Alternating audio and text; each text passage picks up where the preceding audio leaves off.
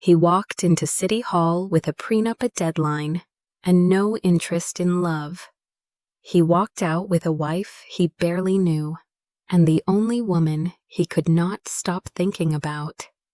Gavin Langston had been many things in his life: son of a real estate mogul, Harvard graduate, reluctant heir, relentless CEO.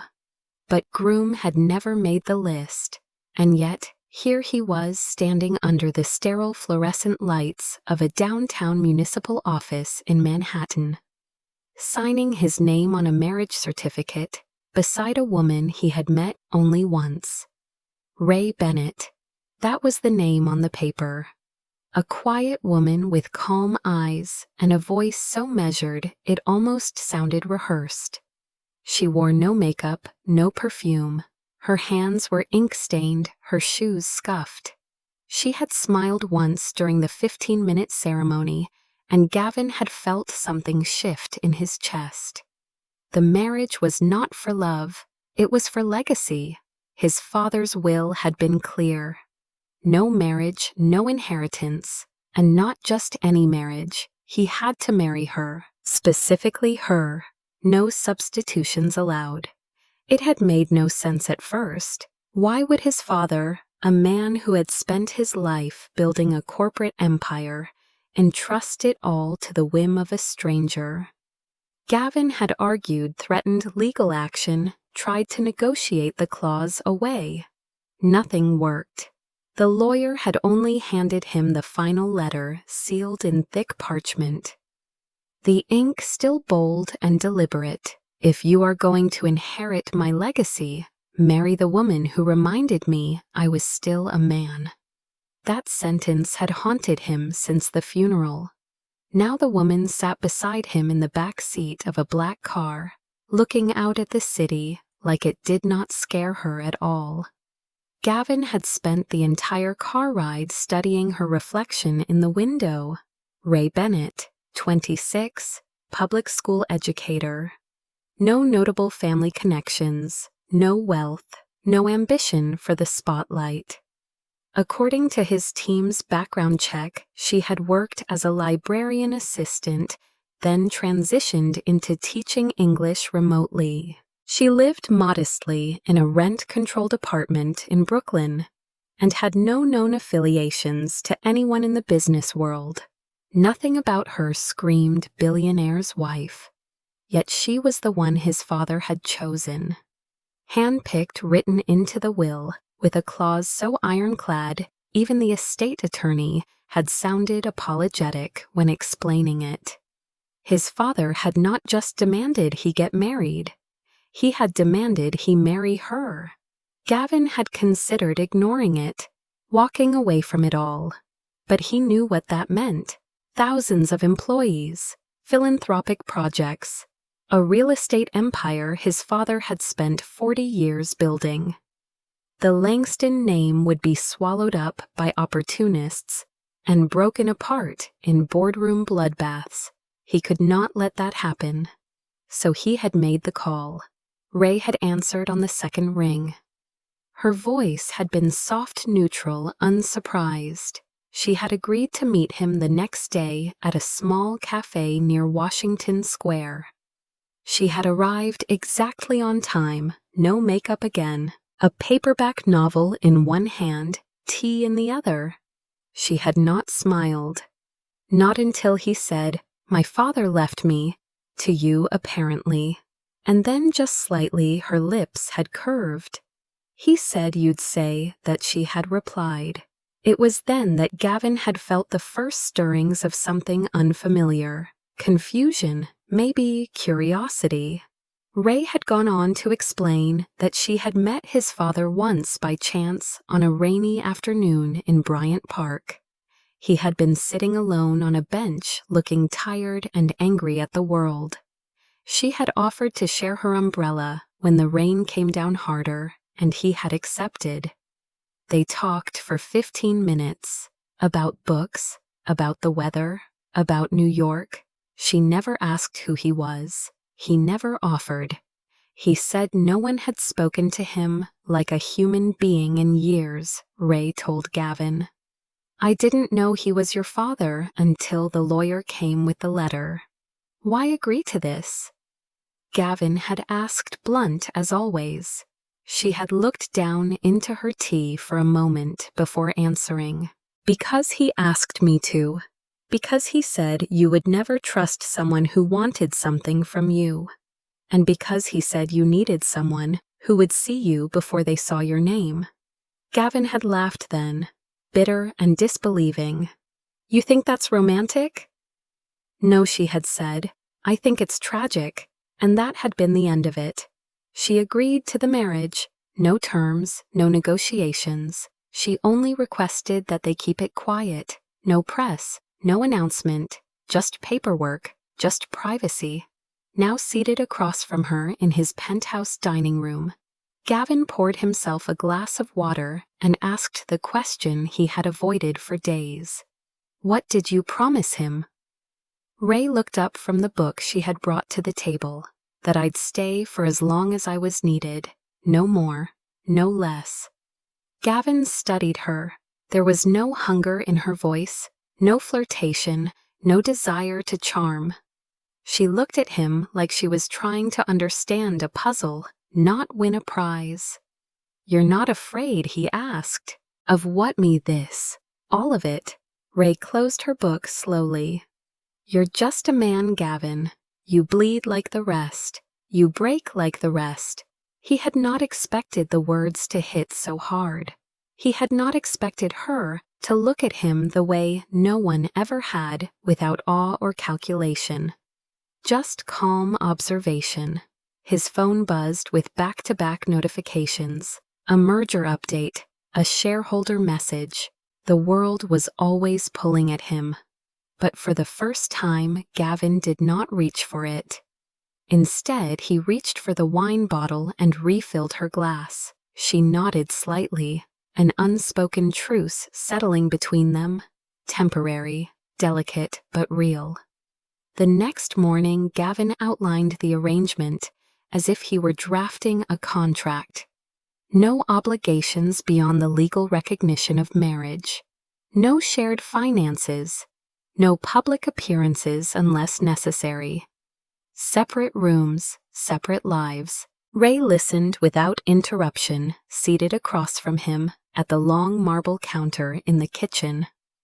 Her fingers wrapped around a cup of coffee she had made herself before the staff arrived. When he finished speaking, she simply nodded. That works for me, she said. Gavin raised an eyebrow. No questions. No point in pretending this is more than what it is, she replied. And I like quiet. He almost laughed. That was one way to describe the space between them. Quiet, measured, careful, but not cold. At least not on her end. There was warmth in her silences, even if it made him uneasy. By the third day, they had settled into a rhythm. Gavin would leave for work before 7. Ray would read or teach virtual English classes from the study on the second floor. She declined the use of a driver and preferred to walk or take the subway when she needed to go somewhere. She was not interested in shopping, though Gavin had insisted she use the black card his assistant gave her for essentials. When she returned from a bookstore one evening with a bag of second-hand novels and a simple gray sweater, he said nothing, but he noticed. He noticed everything. The way she tucked her hair behind her ear when she was thinking. The soft hum she made when watering the balcony plants. The way she read the news with a red pen underlining words, as if preparing to teach them. He told himself it was only curiosity, not attraction, not interest, just observation. But when he walked past her door late at night and saw the light still on, or when her laughter echoed faintly from the kitchen as she watched a cooking video, he found himself slowing down, listening. On a rainy Thursday, they reached for the same mug in the cabinet. Their hands touched, not hard, just fingertips brushing. Gavin froze. Ray did not. She simply let go first and stepped aside. "You go ahead," she said, and returned to slicing an apple. His hand stayed on the mug a beat longer than necessary. That night he dreamed of her, not in the way he expected.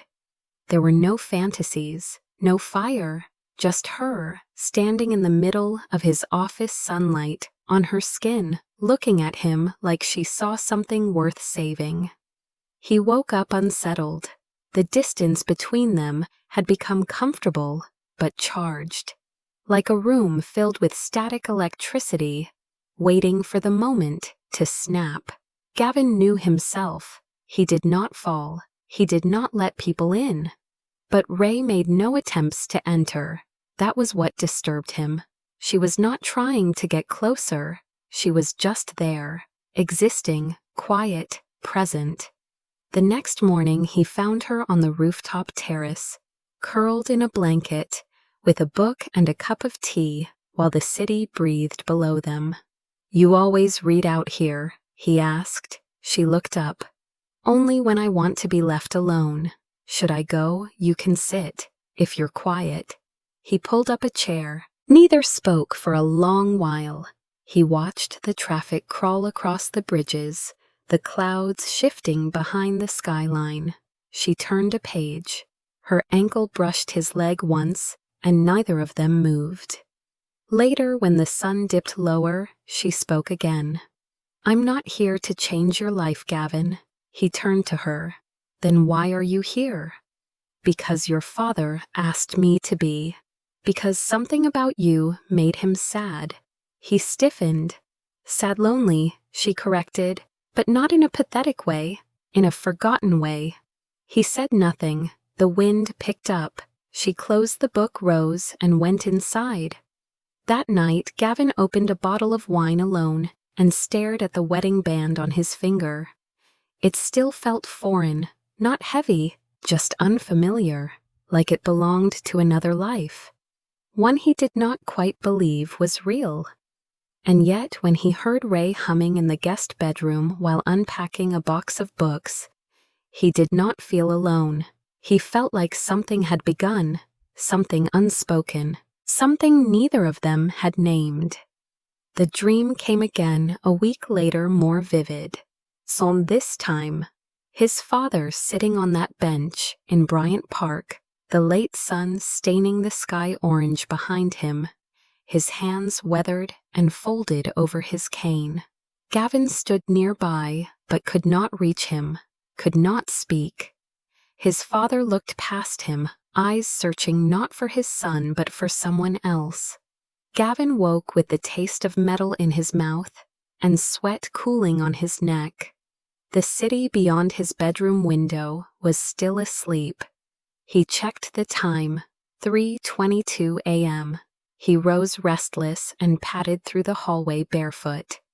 The penthouse was silent, lit only by the amber glow from the kitchen nightlight and the occasional flicker of headlights from the street below.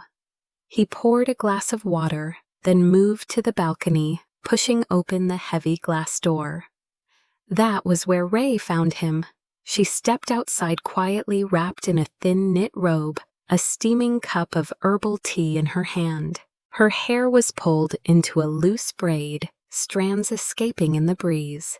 She did not speak at first, just stood beside him and looked out over the city, like she belonged to it. "You're up late," she said finally, her voice low, intimate, in the stillness. "Couldn't sleep," he replied. "Nightmares." He hesitated, then nodded. She sipped her tea and said nothing more, just stood beside him until the silence grew companionable. "Do you think he regretted it?" Gavin asked suddenly. "My father, the company, the way he lived." Ray was quiet for a long time. Then she said, "I think he regretted being unreachable. I think he wished he had left something softer behind." Gavin turned to her, studying the profile of her face, the way the city lights caught in her eyes. "He talked to you more in 15 minutes than he did to me in 15 years. I didn't ask him to prove anything," she said simply. Sometimes people need a space where they don't have to perform. Her words settled in him like a weight and a balm all at once. I don't know how to be seen without being calculated, he admitted. Then don't calculate, she said. Just exist. They stood like that for minutes, the kind of silence that feels like trust. Then Ray moved toward the door, pausing before going back inside. I'm making pancakes in the morning. If you're up. She did not wait for a reply.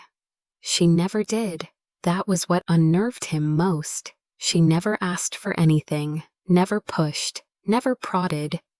She just existed with such quiet dignity that it unsettled the fortress he had spent years building. The next morning he came down to the scent of cinnamon and butter. Ray stood barefoot in the kitchen wearing a long faded t-shirt and leggings, her hair pinned up messily. She flipped a pancake with expert ease, humming something under her breath. She looked domestic and unreachable all at once. Hungry, she asked, glancing at him. I didn't know you could cook, he replied. I can, she said, but I usually don't. Why today? Because you looked like someone who needed a small kindness. He did not know how to respond to that. They ate in silence side by side at the counter. He watched her pour maple syrup in concentric circles. When her finger accidentally brushed his, she did not pull away. That evening, Gavin canceled his dinner meeting and returned home early.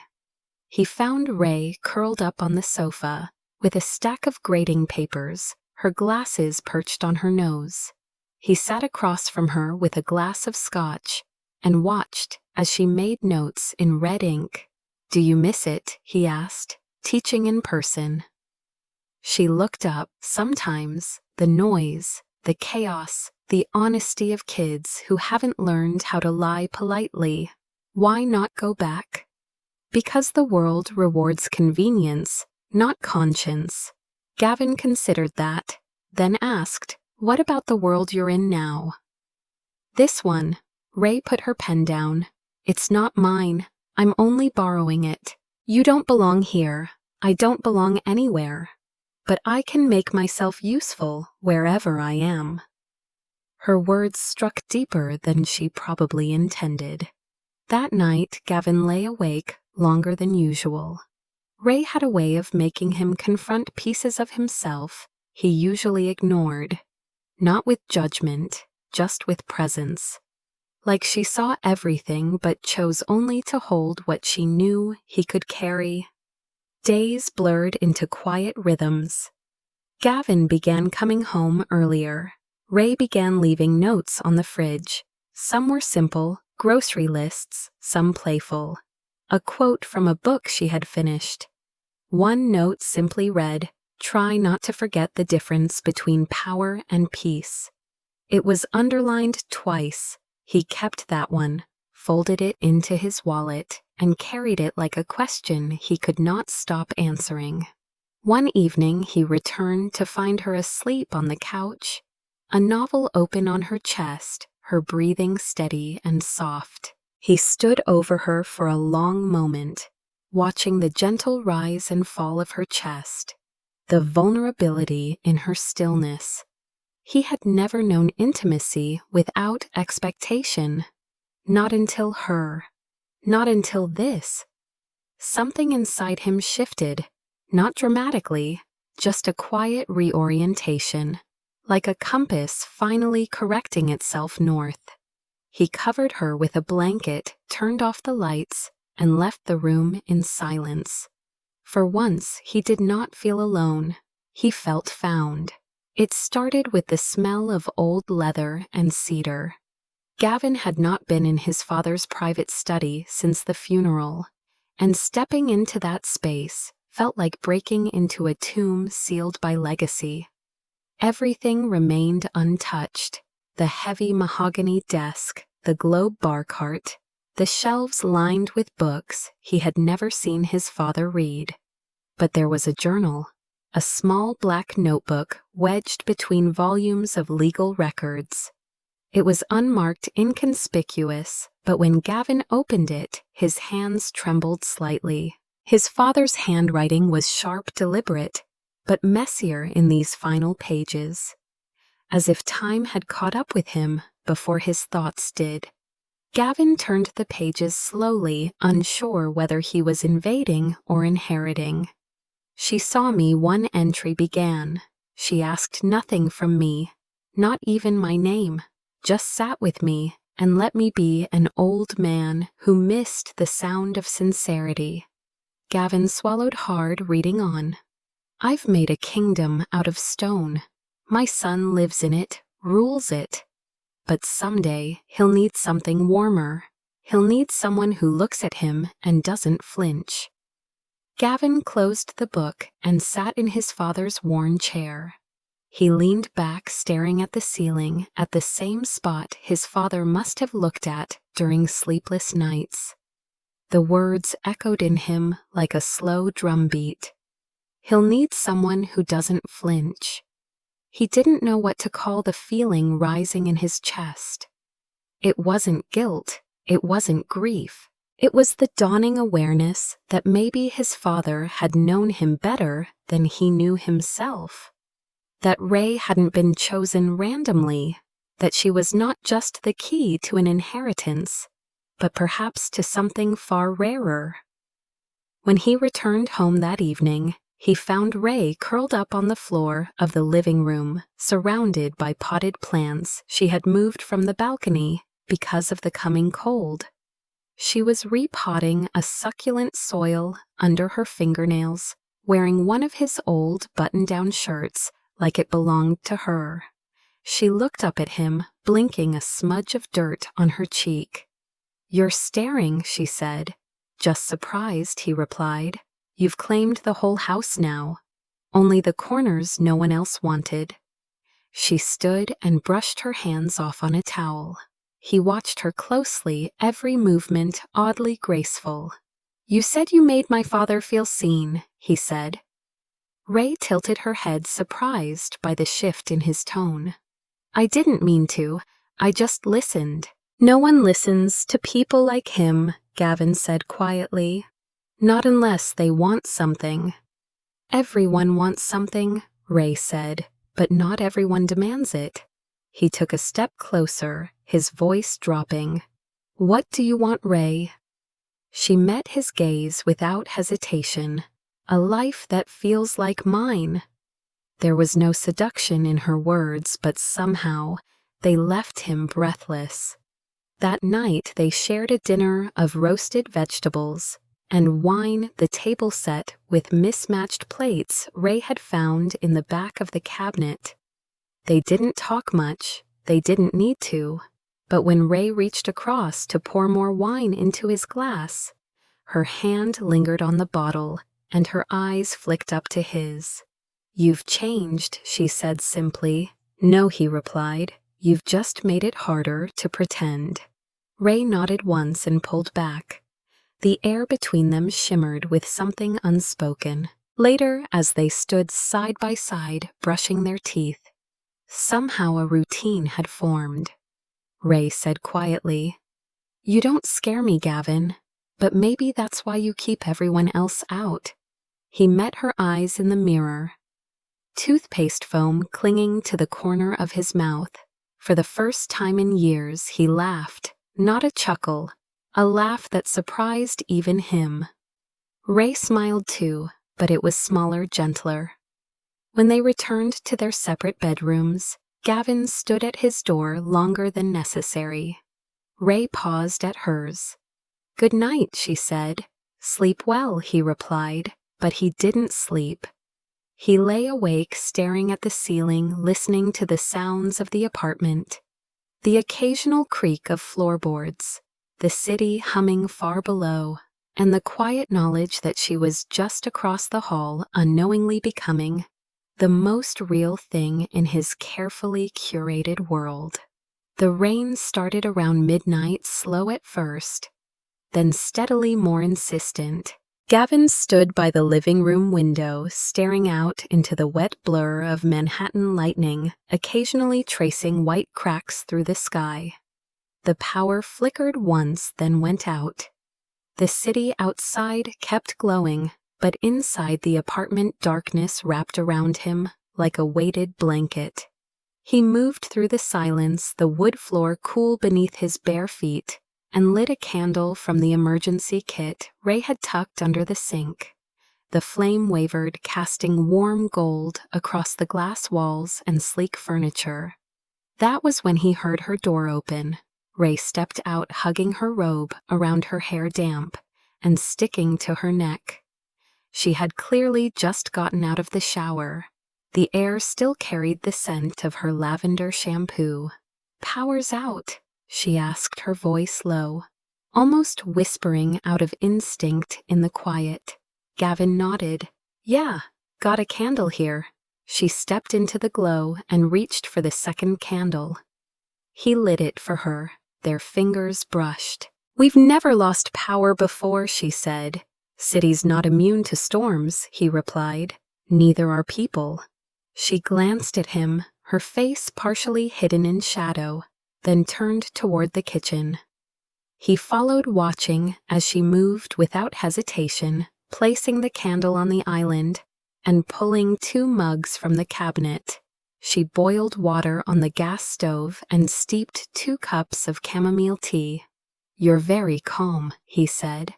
"I grew up in upstate New York," she replied. "No power was half our winters." He smiled faintly and accepted the mug. They sat on the floor in the living room, backs against the couch, knees almost touching. Outside, the storm grew louder. Inside, the candlelight flickered across her face. "When I met your father," she said after a long pause, "he looked like a man who didn't want to be noticed.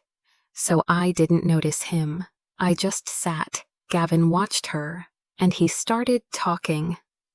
"Not right away," she said, "but when he did, he said he had a son who never stopped moving, who never let himself stop long enough to be found."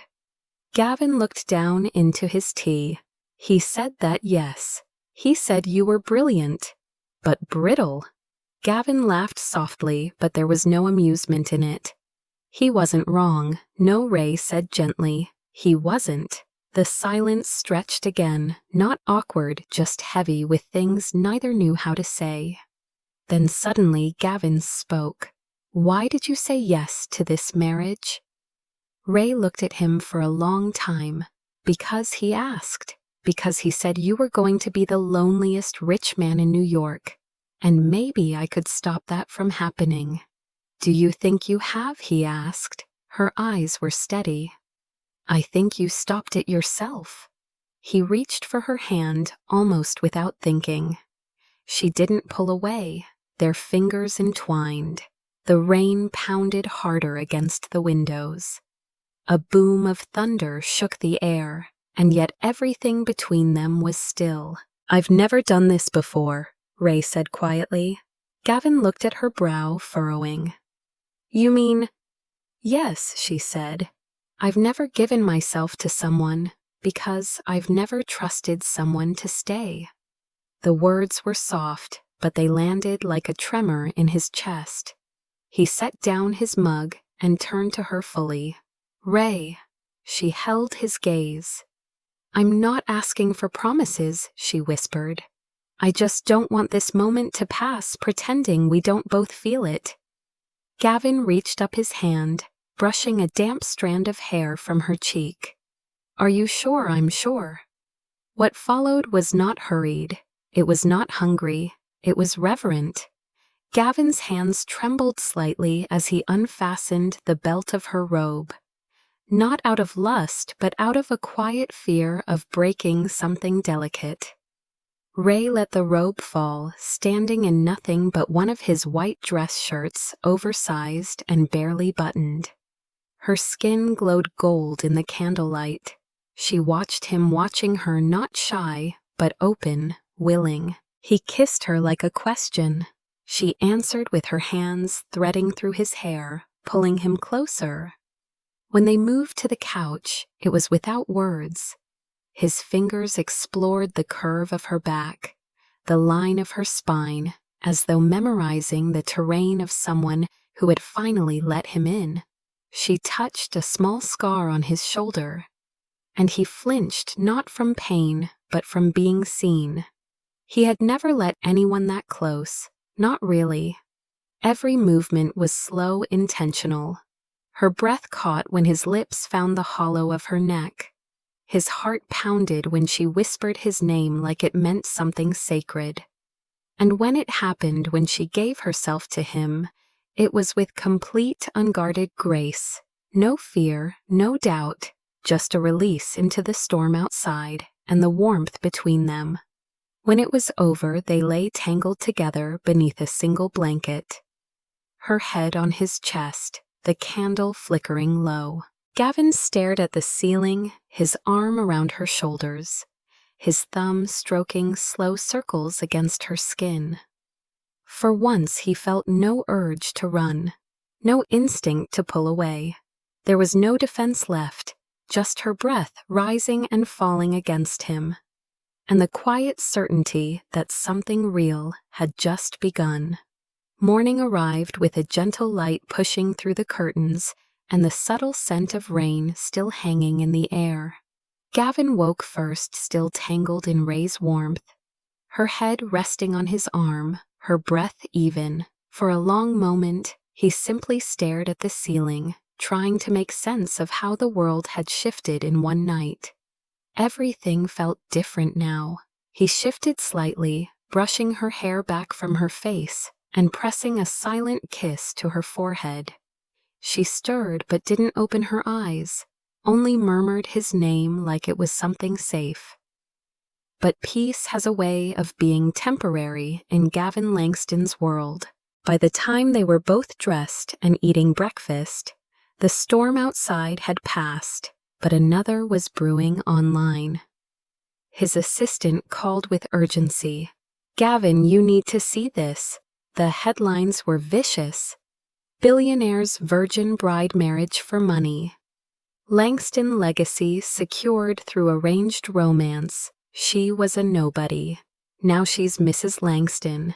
Ray's face was everywhere, taken from her small online teaching profile, blown up next to photos of Gavin at galas looking cold, detached.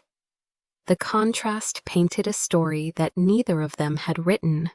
Ray stood frozen, her phone in hand, her face draining of color as she scrolled through the invasive coverage. "They found out," she whispered. "They twisted everything."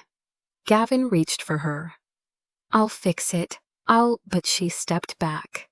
"They're calling me a gold digger, a virgin bride, like I'm some scheme." "Ray, listen. Did you tell anyone?" Her voice cracked, vulnerable and sharp. "No, of course not." "Then how do they know?" Gavin didn't have an answer. The lawyer who'd handled the will, a leak from the company. It didn't matter. The damage was done. His phone buzzed again, calls from board members. Messages from PR, demands for a statement. That afternoon, in a hastily arranged press conference, Gavin stood under harsh lighting, facing a room full of cameras. The pressure mounted from all directions, save the company's name control. The narrative don't show weakness. When a reporter asked if the marriage was real, Gavin's mouth moved before his mind caught up. This marriage was never meant to be about love. Silence, flashes of cameras, and then the damage sunk in.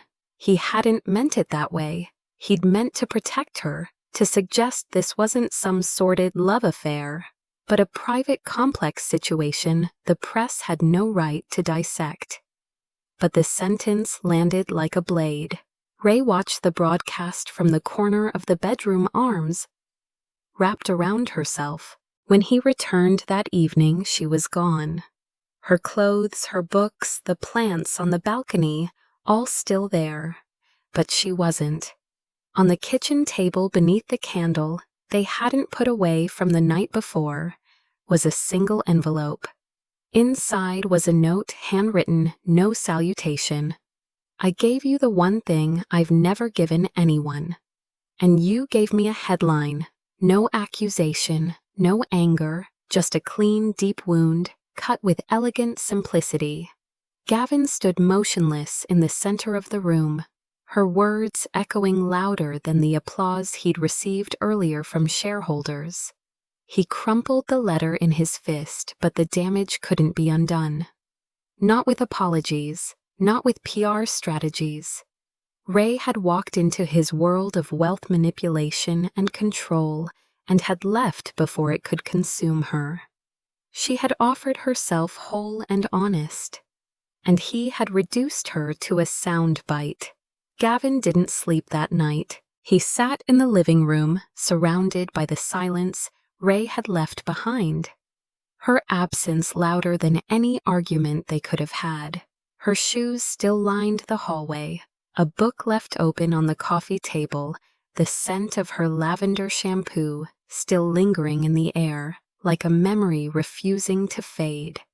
He replayed the press conference in his mind, over and over again, each time wincing at the cold finality of his words. This marriage was never meant to be about love. He knew what he meant, but it wasn't what she heard, and now she was gone.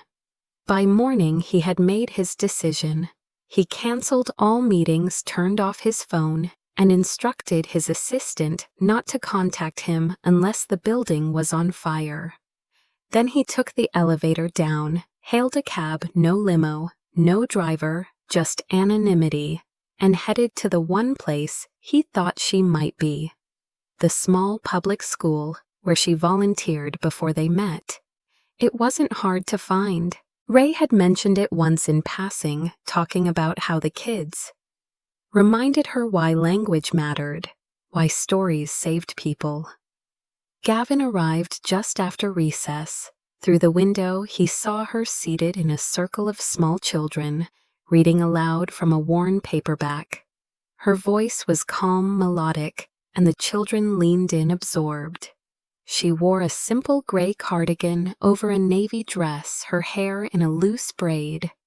She didn't look like someone whose name had been splashed across tabloids just days ago.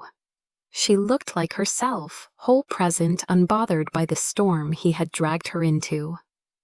Gavin waited until the children were dismissed for lunch. Then he stepped inside. She looked up when he entered. Surprise flickered across her face. Then calm. Always calm. "You found me," she said. "Of course I did," he replied. "You left your tea mug. That's what brought you here?" she asked, arching a brow. "No," he admitted, his voice rough. "I came because I owe you the truth. I owe you more than that, actually." She didn't move, didn't respond, just waited. So he stepped closer. "When I said that marriage wasn't about love, I thought I was protecting you from the circus. I didn't realize I was using the same walls that ruined every connection I've ever had." Ray folded her arms. "You were afraid." "Yes," he said. "Afraid that if I said I loved you, it would make it real. And then I'd have something to lose. Something more than money or legacy. Something I couldn't replace." She looked away, blinking once. "You said those words in front of the entire world." "I know," he said, "and I will say the right ones the same way if you let me." He took a breath. "In front of the kids, the teachers, the janitor, I don't care. I'll do it now. Gavin." "You didn't just give me your body," he interrupted gently. "You gave me your faith, your trust. I failed to honor both. And I'm sorry, more than sorry." He stepped closer.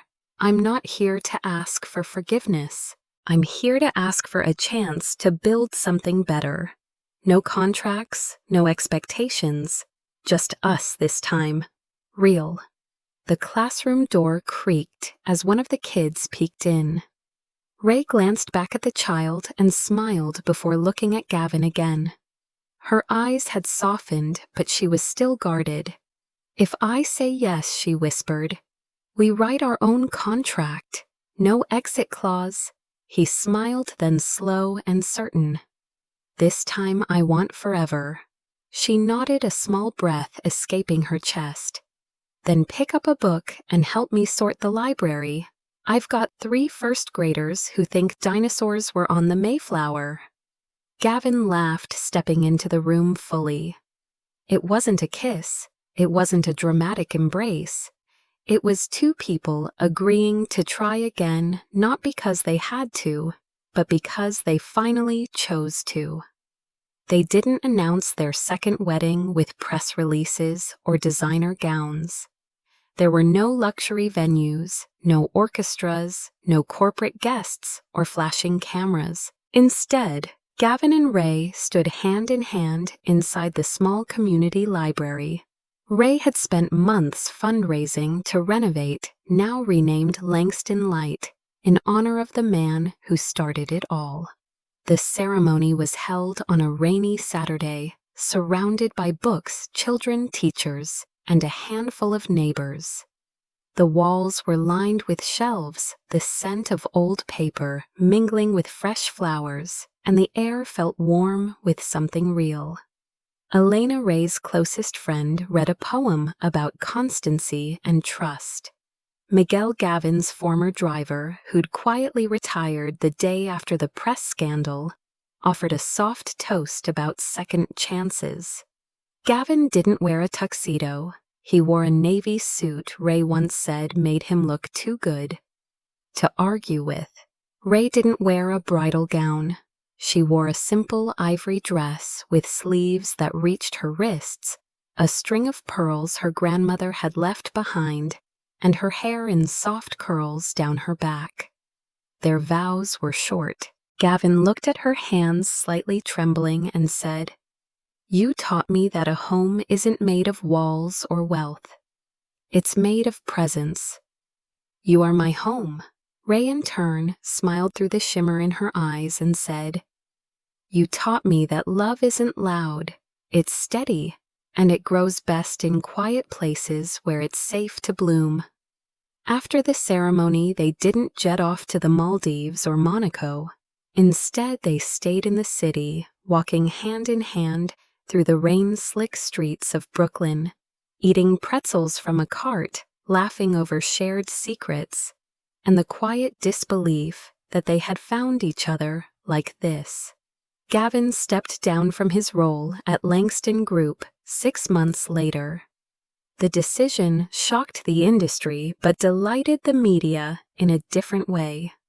He turned 70% of his stake into an educational foundation that funded community literacy programs across the country. The remaining was put in a blind trust. Managed by a board Ray helped assemble composed of educators, single mothers, and neighborhood advocates. He gave up the daily grind of boardrooms and market strategy for mornings reading, with Ray's students learning to differentiate between there and arguing passionately with Ray over the merits of Jane Austen versus the reliability of stock dividends. They disagreed often. Ray believed every love story deserved a slow build. Gavin thought passion should strike like thunder. Their home was filled with these arguments, playful, sharp, affectionate.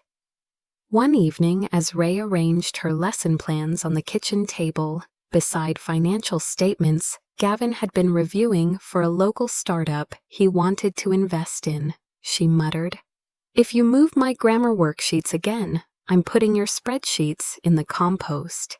He smirked, sipping his tea.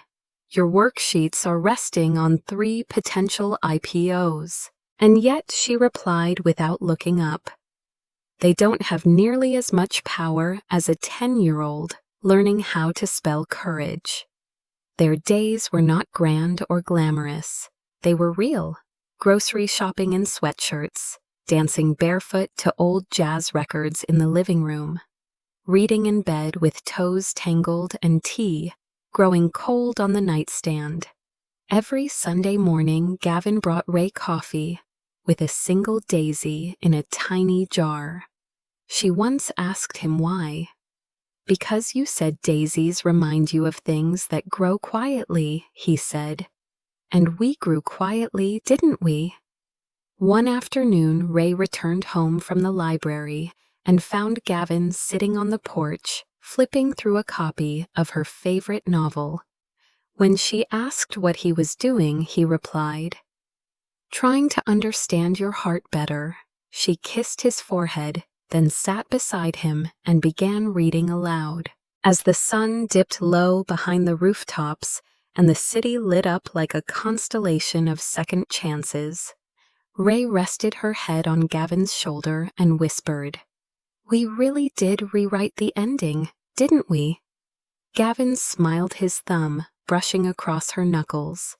"No," he said, "we rewrote the whole book." Ray stood by the window of the Langston Light Library, now bustling with readers of every age, the late afternoon sun casting golden rays through the wide panes of glass.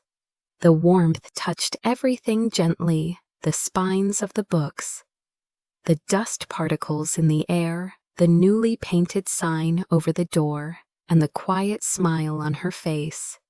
Outside, a group of children were giggling over a dog-eared copy of Charlotte's Web sprawled on beanbags beneath the elm tree they had planted in memory of Gavin's father. Inside the space felt alive with something more than knowledge. It was community, hope, healing. Gavin approached silently from behind, wrapping his arms around Ray's waist, his chin resting on her shoulder. He smelled faintly of cinnamon and coffee, the scent that always made her feel grounded. "Do you ever think about how it all started?" he murmured, his voice softer than the sunbeam they stood in. "With a contract," she replied with a smirk. "With a bench," he corrected gently. She tilted her head, remembering. He just needed someone to listen. Gavin nodded, his breath warm against her skin. "And he sent me someone who never stopped." She turned to face him, hands rising to rest on his chest. "My father gave me a company," Gavin said slowly, deliberately. "But you gave me something harder to build, a life."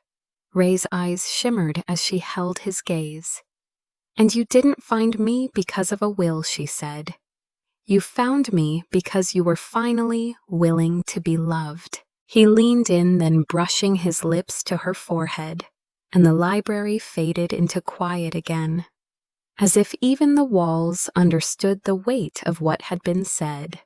Later that evening, after the last child had left, and the final book had been shelved, they walked home in a comfortable silence, broken only by the sound of their joined footsteps and the echo of possibility between them. The city around them pulsed with stories, untold hearts, unopened futures yet to be claimed. But Gavin and Ray didn't need fairy tales anymore. They had written something better, not a love built on fantasy, but on choice. Not grand gestures, but quiet consistency. Not perfection, but patience. Some people inherit fortunes. Others inherit the person who changes everything they once thought they wanted. And when those people meet by fate or by a dying man's final wisdom, the world doesn't need to understand it. It only needs to witness it. Because sometimes the greatest legacy isn't money or empire or fame. It's the courage to love without condition and to be loved without explanation. And in that quiet, lifelong courage, Gavin Langston and Ray Bennett finally fully found home.